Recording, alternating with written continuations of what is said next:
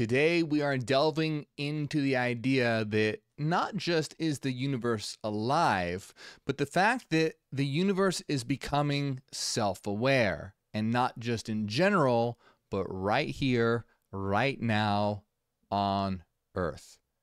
This is going to be a very interesting topic, very important topic for events that are unfolding right now in this time that we are living in. Very important stuff, and we're going to get started right away here. But before we do, just remember, please hit like and subscribe so that we can get this information out there, get it spreading. And also, if you enjoy my work, consider supporting on Patreon. Helps out a lot. That's how I'm able to do what I do. And you'll get access to all our members-only videos and new members-only video every single week. Today's members-only video that's coming out right after this is the psychology of UFOs. So that's going to be very, very interesting as we take a look at the UFO mystery in relation to psychology and even what Carl Jung thought about UFOs. It's going to be very, very cool. So you can support my work on Patreon at any tier to get access to that, or tier 2 or higher on YouTube by hitting the join button right below this video. Also, there's a lot of scammers in the comments, people pretending to be me, saying to join my WhatsApp, join my Telegram, sending DMs, being strange in general. That's not me, okay? Don't fall for any of that. I don't have a WhatsApp. I don't have a Telegram. You know, don't listen to whoever that is. Let's see. Also, there are people and groups out there who don't like what I'm doing, who don't like what we're doing, and are spreading a lot of misinformation and disinformation about me and our group. So just use your head, use logic, use reason. Don't fall for the BS. Here we go. The universe is becoming self-aware now. Now, we've seen this idea as we talk about, things like Gnosticism and Kabbalah, where the Gnostics believed that reality was a single mind called the One, or the Great Invisible Spirit. And then, of course, you have Kabbalah, which talks about Ein Sof, or the endless nothingness from which Ein Sof or the boundless light structures a mind and eventually existence in all reality. So this is this mentally imbued existence. So you have a lot of these systems that have been talking about throughout history the idea of reality being a cosmic mind. But now we're getting to the stage where this cosmic mind is becoming to starting to become self-aware, aware of itself. Because one can have awareness without self-awareness. And self-awareness is the stage, of course, where awareness is aware that it is aware. Self-awareness is awareness of awareness. And one becomes to realize, oh, I am an I am a being, I am a me. So what we're going to do here is take a look at this article on Scientific American, and the reason why we're doing this, and I'll show you why, and it's going to make sense in just a minute here. Let me just read to you what this says, and I'll explain to you why this is important. The article is called "Is Consciousness Part of the Fabric of the Universe?" Right? So this is very important to just think about for a moment, that human beings in the mainstream, in things like Scientific American, etc., are asking, is consciousness part of the fabric of the universe? So let's put that on hold for a minute, and I want to read to you a little bit about what this article has to say. It says, more than 400 years ago, Galileo showed that many everyday phenomena, such as a ball rolling down an incline or a chandelier gently swinging from a ceiling, obey precise mathematical laws. So because of this insight, he's hailed as the founder of modern science. But Galileo recognized that not everything was amenable to a quantitative approach. Such things as colors, tastes, and smells are no more than mere names, Galileo declared, for they reside only in consciousness. These qualities aren't really out there in the world, he asserted, but exist only in the minds of creatures that perceive them. Hence, if the living creature were removed, he wrote, all these qualities would be wiped away and annihilated. So what's important to understand here? Galileo described reality as existing and operating according to mathematical law. Galileo described reality as operating and can be describable through mathematical law. But that in addition to mathematical law, there is this idea of experience. There's this idea of awareness. So you can use mathematical law to describe the motion of all kinds of things, everything that you would like. But mathematical law is never going to allow you to describe red or describe pain or describe hopes and dreams and,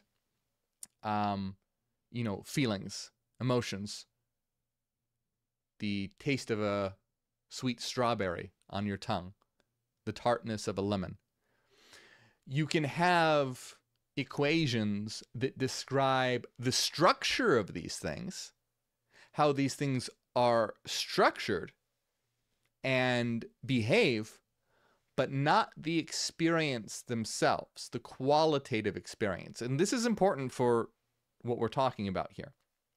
So it says, since Galileo's times, the physical sciences have leapt forward, explaining things like the workings of the tiniest quarks to the largest galaxy clusters. But explaining things that reside only in consciousness, that is, the red of a sunset or the bitter taste of a lemon, has proven far more difficult. Neuroscientists have identified a number of neural correlates of consciousness, brain states associated with specific mental states, but they have not explained how matter forms mind in the first place. So this is also important because people tend to think that the brain generates the mind, and this is not true. It's actually a logical impossibility for the brain to generate the mind. We talk about this a lot on my channel, but to jump into that very quickly, some people point to neural correlates as sort of evidence that the brain generates consciousness. And that, what I mean by that is, some people may say, well, look, certain brain states match with certain consciousness states. So since we have certain brain states that match certain consciousness states, well, the brain must cause consciousness. Well, this is a logical fallacy where correlation does not imply causation. So just because two things are related, just because two things are correlated, doesn't mean that one is the cause of the other. You can have a lot of things that are correlated, but not that one is the cause of the other. And I'm trying to think of a good example off the top of my head. I mean, I'm sure there's a million of them. But you can understand, let's say, if you are playing a video game. If you're playing a video game, your video game character is going to have certain correlations to, let's say, even your thoughts, right? Because if you think, oh, I want to move my character forward, well, then you're going to push the lever forward and your character is going to move forward. This is not a perfect example. That's actually a really bad example, but I can't think of a better one right now. But in essence, just because two things are related to each other doesn't mean that one thing causes the other. So just because certain brain states match certain consciousness states doesn't mean that the brain causes consciousness. And this is very important because, this is necessary to explain the whole idea about the universe becoming self-aware. But basically, the brain is what allows subjectivity to experience a filtered portion of reality. In other words, it's sort of like the virtual reality headset that one puts on to experience the virtual world. The brain is a limiting and filtering system that allows one to consciously experience the world around oneself, but does not generate consciousness itself. We're going to be talking about that a little more. But anyway, scholars recently gathered together to debate this problem. And the concept focused that consciousness, so they proposed an idea known as panpsychism. And we talk about panpsychism a lot on my channel. And if you've watched my channel, you'll know that I'm not a huge fan of panpsychism. Panpsychism gets closer to what we talk about and how reality is, but not close enough. But anyway, they had a gathering, scholars did, to debate panpsychism. And this is the concept that consciousness is a fundamental aspect of reality, like mass or electrical charge. So here's the idea here. Let me see if, okay, so let's start to break this down. So you have this idea of, all right, well, we can describe reality via mathematical law, and that has gotten us very, very far. But it has told us nothing about qualia, or experience. It has told us nothing about subjective experience. So we can mathematically model whatever we want. but it will never tell us what red is like. You have to experience. Now, there can be a certain wavelength associated with red. What's it oscillate at 500 terahertz or something like this? There's a certain wavelength that so if you have a wavelength that is associated with red, you can mathematically model that particular wavelength. But if you were to but experiencing red is different than the mathematical model of a wavelength. And a good way to understand this is someone who is blind could know everything about the mathematical structure of the visible light spectrum. Someone who is blind could know all the mathematics of how light and color behave and are structured, but has no idea what red is. You see the difference? So the blind person is able to understand the formal aspect of these things, but not the content, not the subjective aspect of these things. Think of a baby. The baby is the reverse of this. A baby can experience, considering that's a healthy baby that's not blind, a baby can have experiences of red and all sorts of colors and sensations, etc. But a baby doesn't lack the rational capabilities to understand the formal structure of those things.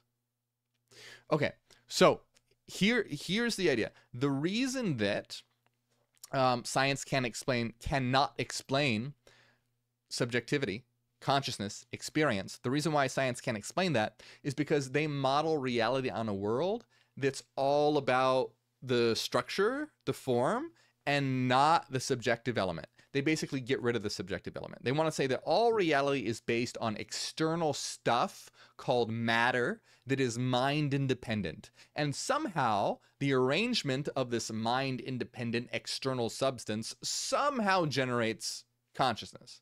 Well, of course, this is a logical impossibility. If something is mind independent and completely external with no internal properties or no relation to mind whatsoever, there's no way by any ordering or pattern, no matter how sophisticated or complex, that it can generate interiority. It's not possible. It's a logical impossibility.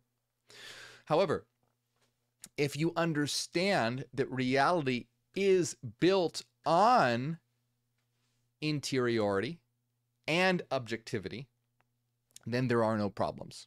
So in our system, the Neogenian system of meta-rationalism, we understand that metaphysics can be understood rationally.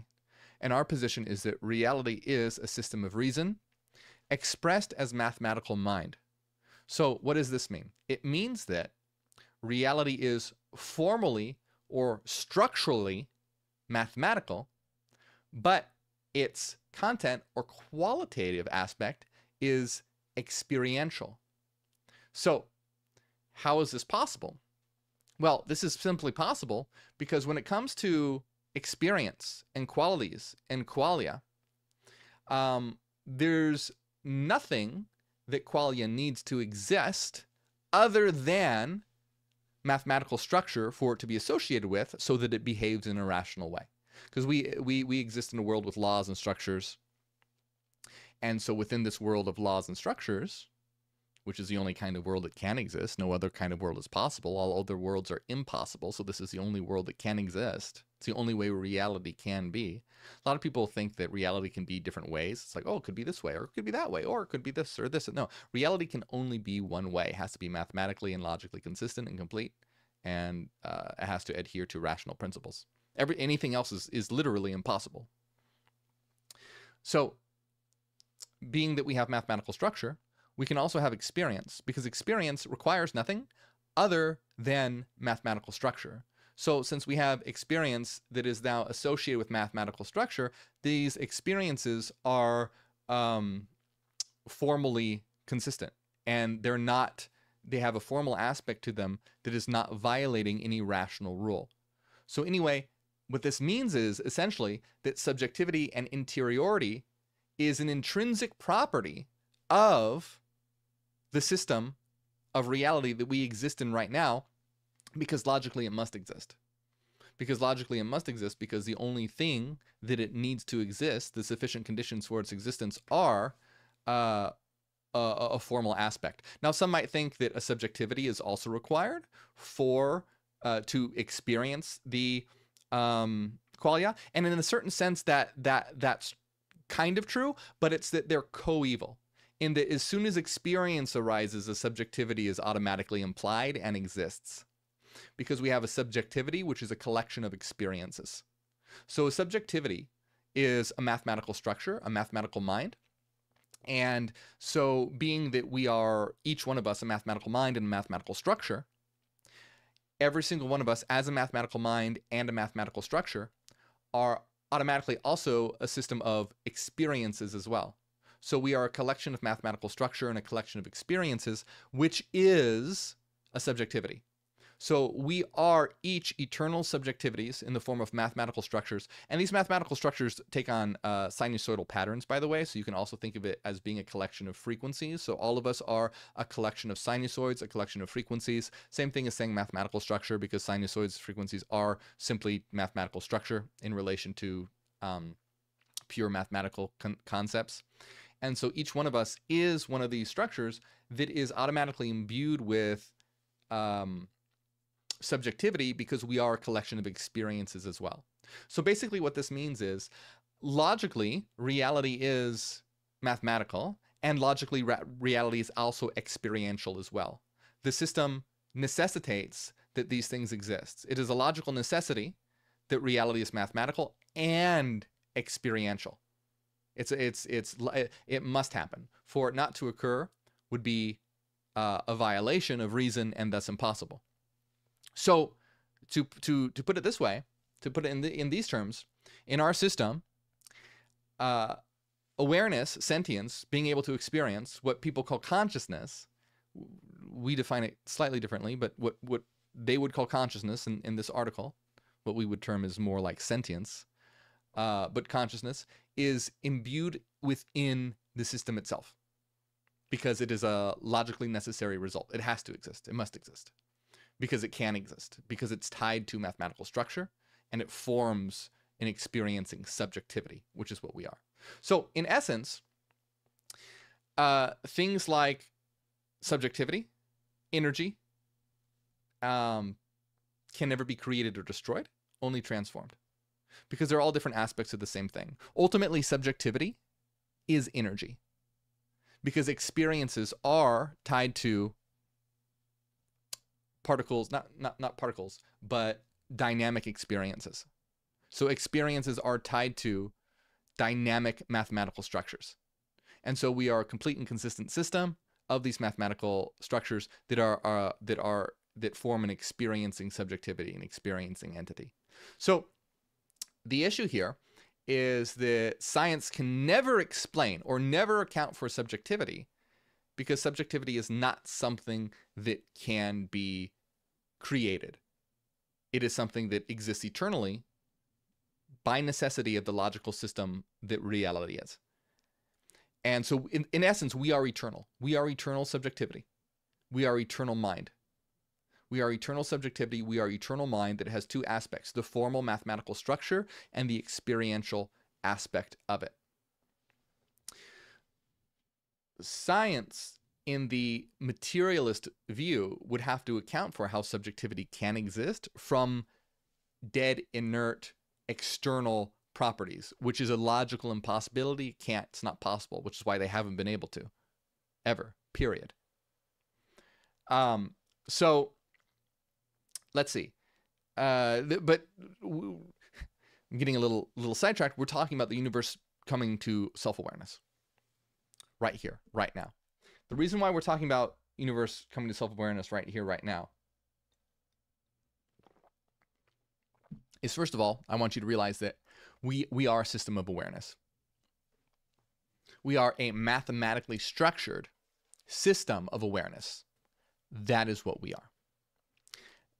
Now, with that in mind, when we take a look at this, where it says that a gathering of scholars came together to discuss the idea of panpsychism, which is the idea that in some essence, reality has consciousness imbued within it, shows that reality is beginning to become aware of itself right here and right now. Now, it already is and it has been, but in very few and far between localizations of consciousness. That is, the few people that have realized that they are the universe. So this is starting to happen more and more right now, right here, in the time that we're living in. More people are beginning to realize that they are the universe. When you realize, when I realize, when we realize that we are the universe, this is literally the universe coming to self-awareness. It is the universe becoming to self-awareness. We are gaining all awareness as the universe gains self-awareness through us as we realize that we are the universe. And when you have things like this, where in the mainstream, people are coming together to debate the idea that reality has consciousness imbued within it, is showing that reality and the universe is starting to become more and more and more conscious on Earth right here, right now, because these people who are having these ideas in their mind is literally the universe struggling to become self-aware. As people debate these ideas and think about these ideas, well, what is self-aware? You know, what is awareness? What is conscious experience? What is reality? What could it be? What is it? What is it? What is it? What is it? What is it? Well, of course, the answer is me, you, the person who is asking the question. That is what reality is. Them. They are reality. So you can see reality is struggling to figure what's going on. What is this place? What is consciousness? What is existence? How can these things work? It seems like things obey mathematical form.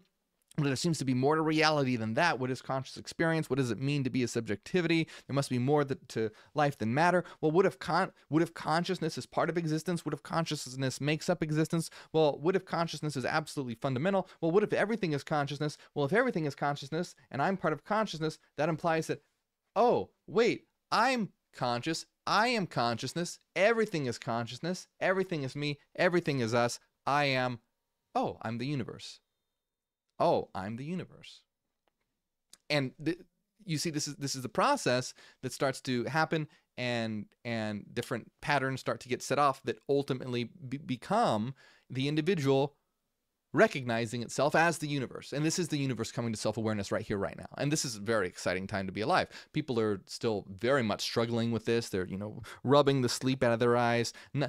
Some people having a vague idea of it, not really knowing really what it means, kind of having an idea. People still struggling with it. Like we see in the mainstream here, but getting closer and closer and closer and closer to the realization that we are the universe. So the universe is becoming self-aware right here, right now. Now, of course, this is not relegated to just humans on this planet. The universe is self-aware on any other planet or any other domain or any other dimension where a mind is aware of itself as the universe. Every mind that is aware of itself as the universe is the universe becoming self-aware, is the universe gaining in self-awareness. But there is something that one must do when one realizes that one is the universe. What does one do when one realizes that one is the universe? One seeks out others who understand that they are the universe so that one can start to form a network of universe consciousness, or all awareness, or eventually hyper awareness, where one is forming this collective and forming this consciousness and forming a network. And eventually, this will allow for the establishment of a collective consciousness where we can partake in collective consciousness as understanding that we are the universe coming to know itself through itself. And this is one reason why we want to develop a world, a planetary civilization that's interconnected, because it reflects how reality is and how reality operates, and the knowledge that we are the universe with this universe awareness. So it says Chalmers has embraced a form of panpsychism. And even so Chalmers is the philosopher who's famous for coming up with the hard problem of consciousness, basically saying that, you know, science cannot explain what it is like to be a thing, what it is like to have qualitative experiences. So Chalmers is has embraced a form of panpsychism and even suggested that individual particles might be somehow aware. He said that a photon might have some element of raw subjective feeling, some primitive precursor to consciousness. Now, I just want to say that it says, no, it continues to says, if one accepts consciousness as a real phenomena that's not dependent on any particular material, that it's substrate independent, then it's a simple step to conclude that the entire cosmos is suffused with sentience. And that's absolutely true. Now, real quick, I want to point out some issues here. Chalmers suggests that individual particles might be aware. I disagree with this position, and the Neogenian system disagrees with this position. Particles aren't aware. Particles are thoughts. Particles are elements of aware minds. So, for example, when you go to sleep and dream, that dream world that you have constructed is constructed out of your mind. So that dream world is still mind, but it's not a subjective, you know, the rock or the plants or the individuals in your dream world aren't themselves aware. They are constructs made from your thoughts. The dream world is a construct made from your thoughts. So particles are thoughts.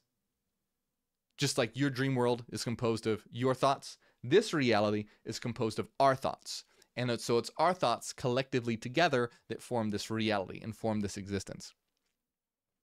So this reality, this existence is formed by our collective thoughts. So particles like quarks and electrons and photons, etc., aren't aware, but they are thoughts.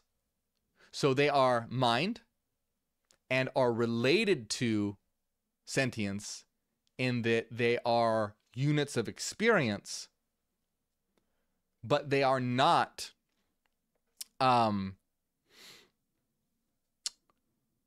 themselves aware. Now, also, real quick, you know, it says if one accepts consciousness as a real phenomena, then it's a simple step to conclude that the entire cosmos is suffused with sentience. Real quick, I've ranted on this before, but I'm just going to throw this in there. The way that they use consciousness and sentience interchangeably is very, very problematic. There's a big difference between consciousness and sentience, and I'm saying the word consciousness right now in the context that they mean it in this article. In this article, when they say consciousness, they mean sentience. So what consciousness actually is, though, involves awareness of awareness or self-awareness. They're actually talking about sentience. They're talking about pure awareness. They're basically saying reality is suffused with awareness, a reality is suffused with sentience. So it would be more correct to say that sentience is part of the fundamental nature of reality, not consciousness per se. Sentience. Consciousness is awareness of awareness, and sentience is just awareness. So let me give you an example.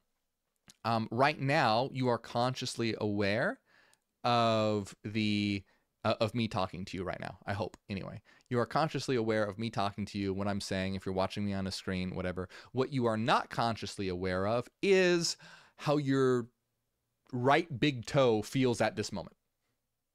Now, immediately, if I say that, your consciousness will be redirected towards your big toe. Now, you are feeling your big toe at all times, but your consciousness isn't directed towards it. It's not focused on that. Likewise, you aren't consciously aware of like what's going on in your peripheral vision. You're focused on what's right. Now you could shift your consciousness to it, but your consciousness is a field where one is directing awareness such that they are aware of something in an explicit way. So you can have a lot of processes that are below the level of conscious awareness, but are still aware of to some degree. You are always aware of certain things, but you aren't always consciously aware of them. So self-awareness also and it is a part of consciousness, because consciousness entails being aware of awareness, and consciousness entails being aware of oneself. So one becomes aware of oneself, one is self-aware, one is conscious. So consciousness or self-awareness is an advanced form of mind. It is an advanced form of awareness. So it's more correct to say that reality is sentient, or reality is awareness, partially. It also, remember, has the formal aspect as well. Forms a fundamental aspect of reality. Consciousness and self-awareness is something that develops later, which is why the universe is always aware, because it's aware through every single one of us, because we are the universe. So we are the universe and we are aware, but the universe isn't always aware of itself. The universe becomes aware of itself when the universe becomes aware of itself, which means you realize that you are the universe. When you realize that you are the universe, then the universe becomes aware of itself. Just like when an animal that sees itself in the mirror realizes, oh, hey, that's me, and doesn't try and fight it. Unfortunately, we have people that are fighting each other when they all have failed to realize that they are all reflections of one another and are just fighting themselves. So it's a fruitless endeavor. All this conflict and destruction and war and bloodshed we have is just fighting with our reflections in the mirror, and is quite ridiculous that it has taken humanity so long to gaze into the reflecting pool and realize what it is. It still hasn't. It's starting to. And this is why, like I said, we are part of the new beginning as Neogenians. We are instituting a neogenesis, a new beginning, where humanity realizes what it is, where it is, why it is here, and that we can construct a new world based on that understanding. Can we do that, please? It's about time. We've had enough time. This needs to happen. It must occur. So,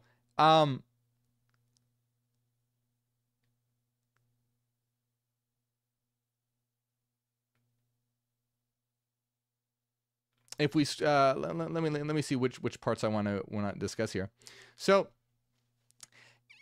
let's bring this up, because there's critics to some of these ideas, and it says that a certain individual, Rebecca Chan, worries that invoking an underlying layer of mindedness is a bit like invoking God. I sometimes wonder if the panpsychist position is similar to the God of the gaps argument, she says, referring to the notion that God is needed to fill the gaps in scientific knowledge. So there's this idea of, oh, well, if science can't explain it, it must be God. Where she's saying she worries that saying that reality is mind, or at least has mindedness, is a bit like that. Like going, oh, well, science can't explain it, so it must be mind. Well, the issue here is that subjectivity is not just some obscure or very complex idea that science will be able to understand at some point. It's that it's a logical impossibility for science to be able to explain materialist science, the idea that matter is all that exists. It's a logical impossibility for materialism, scientific materialism, to explain sentience. So something that is matter, a mind-independent substance that has no interiority and is described completely by external properties. There is no way, it is a literal logical impossibility for a mind-independent substance with only external properties to give rise to mind and interiority. There's no way. It's logically impossible. So it's not about throwing in a superfluous idea because science can't explain it yet.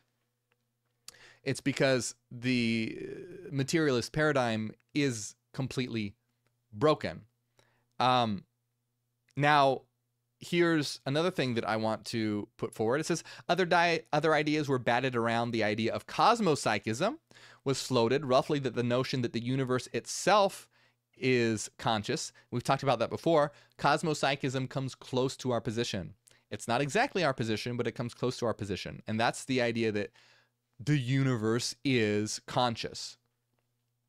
And so it's interesting. You can see how, like, do you see what I'm trying to point out here is the process of the universe coming aware of itself. And you can see it in this meeting. In this meeting, they come together and go, okay, well, materialism isn't working. Well, what about panpsychism? Panpsychism is the idea that consciousness is at every fundamental layer of reality.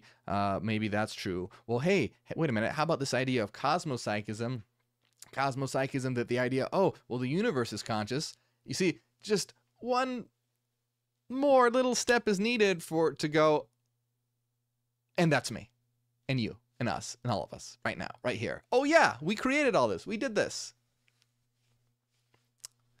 And as soon as people realize that, we can start living in a beautiful new world. We can create a new world.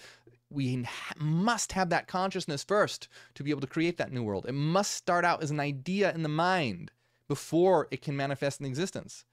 We must understand what we are, where we must understand that we are the universe to be able to build a world that reflects those principles and reflects fundamental interconnectedness and unity. So that way we aren't hating each other, but are rather living together in unity within diversity. Diversity within unity.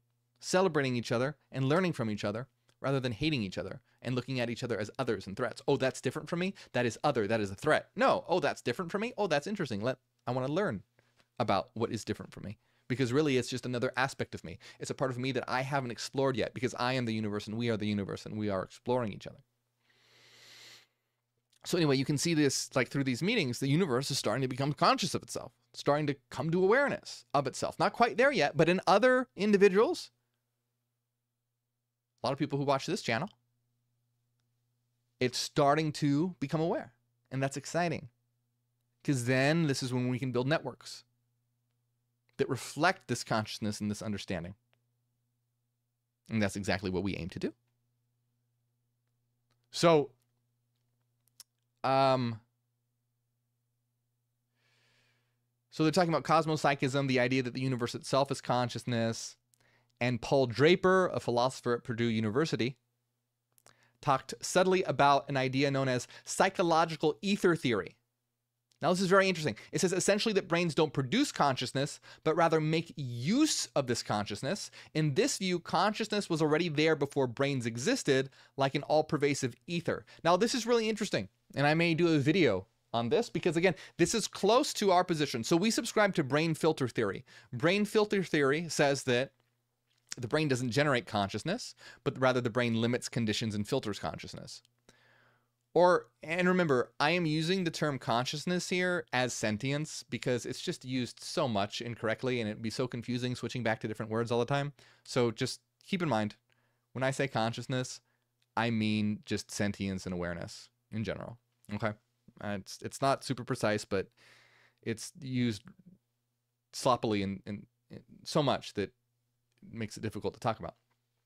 So, brain filter theory is that we exist as mind, as eternal minds, and the brain is what allows us to condition our experience such that we are tuned into the holos, the material world. We are now localized. Just like a VR headset allows you to tune into that VR world.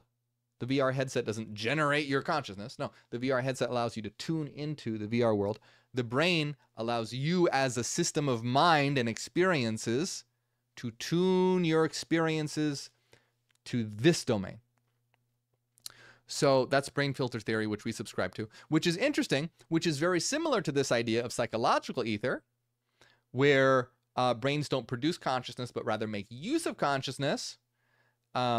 In this view, consciousness already existed before brains did, and then brains make use of consciousness. Very, very interesting. I perhaps I'll do a video about this theory at some point because I find that an interesting way to look at it. But here's the interesting thing. He says, if the idea is correct, he writes, then in all likelihood, God exists. Okay, so first of all, it depends what one means by God. If God just means a fundamental, necessary, eternal thing on which all other things depend on for its existence, then yes, God exists because that is us and we are God. But if you mean God in more of an anthropomorphic sense or more of just some external sense that is something other than us, no, it doesn't. And this is the problem. You know, again, people are looking at their reflections. It's right there in their face. You know, even say, what is the name of God? The name of God is I am. Like, how much more blatant can you get? I am. I am. You are. We are. I am. You are. We are. God. So, oh, consciousness is everywhere. It's all pervasive. The universe is consciousness. Well, then God must exist. No, no, no. You are consciousness. You are consciousness. We are consciousness. Now, this is a philosopher, Paul Draper. So perhaps his view of God is more nuanced. Hopefully it is. But we'll see that a lot of people resist this idea because they seem to think that it implies some kind of God like the God of the Bible, which it does not at all. It just implies that there is a fundamental, necessary aspect to existence that entails mind. Yeah, that's what we are. It's us. It's God. Hello. Now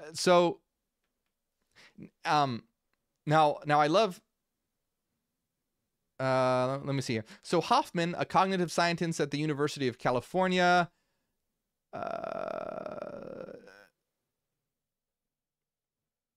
advocates rejecting the idea of space-time and looking for something deeper. Here we go. The deeper entities related to consciousness, Hoffman suggested, may consist of subjects and experiences that he says are entities beyond space-time, not within space-time. So very, very cool. Hoffman pointing out something that's very similar to our position again, that consciousness is something that exists outside of space-time, consisting of subjects and experiences, entities beyond space-time, which is our position. Not exactly his position, but that describes our position. We are subjects and experiences. We are a collection of experiences that entails subjectivity, and we don't exist within space-time. We exist outside of space-time. But we are able to experience space-time as though we were in it via the brain and the body, the avatar, the nervous system. This allows us to have a localized experience, just like a VR headset allows you to have a localized experience. Now,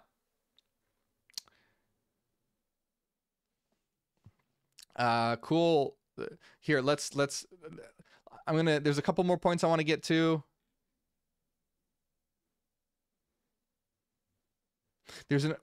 Hold on. There's something there's a quote that I missed somewhere. Yes. Oh, okay. I really want to, I love this idea, right? Okay. At the workshop, Joff made the case that physics has missed something essential when it comes to our internal mental life. In formulating their theories, most physicists think about experiments, he said. I think they should be thinking, is my theory compatible with consciousness? Because we know that's real. This I love. I love this. This is such a powerful quote, and it highlights the absurdity that people take when it comes to materialism and empiricism. Goff, I don't know if it's Goff or Joff, but Goff is saying most physicists think about experiments, right? They do experiments, they do what they can measure and scientific method, etc., all different types of experiments. And these experiments are what lead to their theories and their beliefs about the world. Now, the reason why that they don't sort of add consciousness into their theories is because consciousness isn't something out there that they can experiment on. But you see how silly and backwards this is, because they are consciousness. And so it says, I think they should be thinking, is my theory compatible with consciousness? Because we know that's real. Think about it. The only thing that we know is real, even from an empirical perspective, is consciousness, is mind. Because that is the only thing that we have ever experienced. Now think about this. If we understand matter as to be a mind-independent thing that exists mind-independently, no one has ever experienced matter before, because all of our experience of matter has been through the filter of consciousness, which means we cannot verify that it exists independent of consciousness, because consciousness is always present when it is observed. And we know that that's true because material is necessary for the mind is necessary for these things to exist. But so Philip's position is perfect in that, hey, the only thing that we know for sure is real is consciousness or mind. So we should make sure that our theories can account for that. I love that, because it's perfectly true and something that needs to be really highlighted. Anyway, real quick, let's see.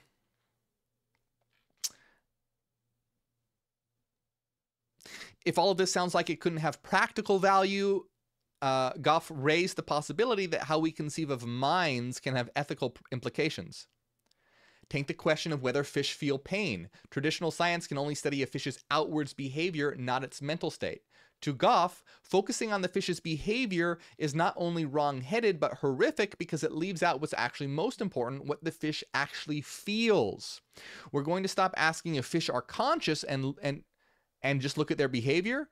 Oh, so this is a quote. He says, we're going to stop asking if fish are conscious and just look at their behavior. Who gives a shit about their behavior? I want to know if it has an inner life. That's all that matters. I wonder if he is vegan. I would be curious to know. Anyway, for physicalists such as Carroll, however, feelings and behaviors are intimately linked, which means we can avoid causing an animal to suffer by not putting it in a situation where it appears to be suffering based on its behavior.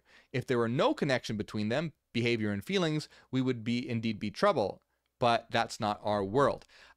Feelings and behavior are correlated and are connected. There is a connection between feelings and behavior, but not necessarily the case. You can have someone that's extremely sad and putting on a happy face. You can have someone that's in pain, but that's gritting and going through it, and you have no idea. So interiority is connected to behavior, but not always the case. Not always the case. Now, of course, I'm giving an advanced example of a human being who can make choices on how they behave in an explicit way, but we can still take this to an animal level, in that an animal may not behave in a certain way, even if it's feeling a certain thing. At least it might not behave in a way that we can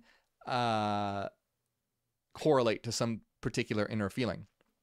But anyway, what this highlights is that this has real world implications. Understanding that all sentient beings have a rich inner life and have this capacity to suffer means we want to help other beings and reduce unnecessary suffering, which is what we want to do. We want to reduce unnecessary suffering in the world. But not only that, the larger implications of this is when we realize that we're all connected and the universe coming to self-awareness of itself, then we can stop killing each other, just like we can stop trying to fight our reflections in the mirror, and learn from each other and grow and build a beautiful, thriving world where we are cooperating rather than fighting.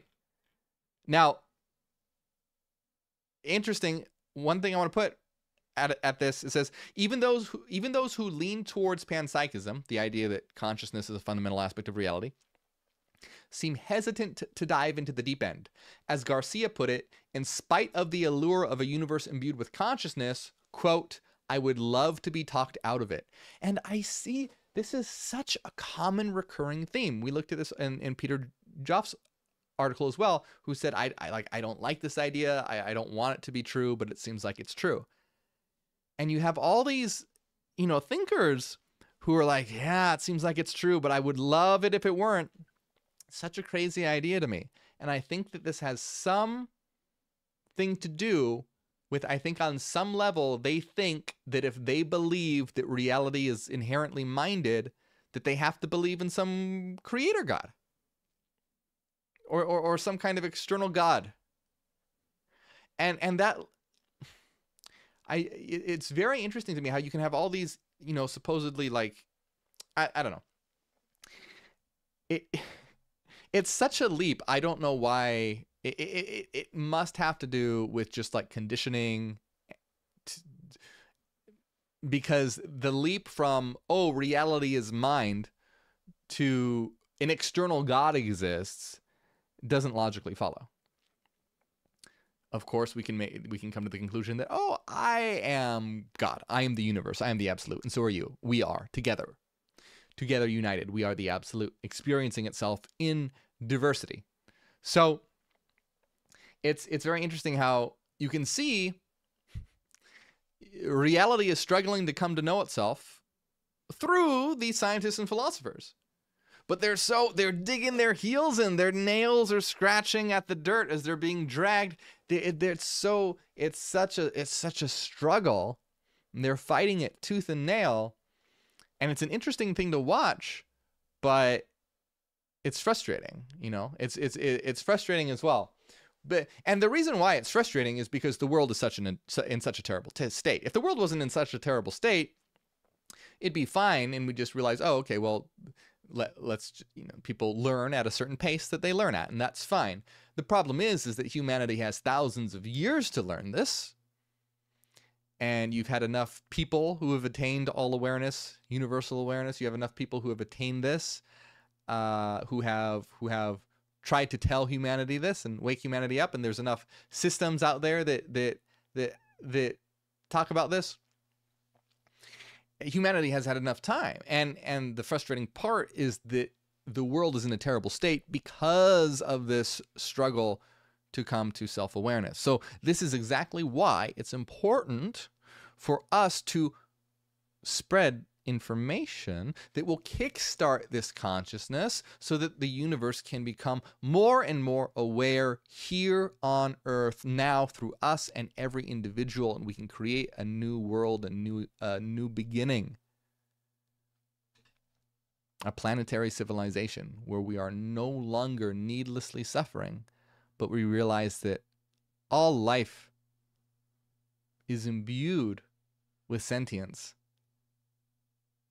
and is intimately interconnected on a journey of self-discovery through our exploration in each other's diversity. So, the universe is coming to self-awareness. You can see this right here, right now. It's a struggle in many areas in the world, but pockets are trying to come to awareness. But the focal point is exactly right here and right now. And like I said, it's actualizing, especially those who watch this channel and understand the things that we talk about, and Neogenians who are working on hyper-awareness. We are the universe coming to know itself. And this is not any kind of like egotistical thing or whatever. It's just a fact. And we need to build a better world based on it. It's just, oh, this is true. Let's do something about it. Let's build a new world. It's time to get moving. So I hope you enjoyed this, my friends. We have a lot more videos. Check out all the videos on my channel. Like and subscribe. And if you enjoy my work, consider supporting on Patreon. It helps out a lot. You get access to all of our members-only videos and a new members-only video every single week. Today we're having a great one. Today's members-only video is the psychology of UFOs, and it's going to be very interesting. We're going to be looking at the psychological perspective of UFOs and diving into what Carl Jung believed about UFOs. Very, very cool. Anyway, fascinating topic. If you'd like to be a part of that and have access to our members-only videos and support my work, which helps out a lot, support at any tier on Patreon. That's right over here. or tier 2 or higher on YouTube by hitting the join button right below this video. And as always, remember, don't feel obligated to support monetarily. There are plenty of free ways you can support. That being said, I want to shout out everyone who does support, especially Renaissance Fairy, Cassidy, Angela, the Halloween Mom, DB, Enki, Nuselina, Paul Rogers, Eric Fire, Masam, Ryan, Christopher Smith, everyone else, and Christopher Bombolo for being our top super chatter. Thank you so much. I appreciate it very much, my friend.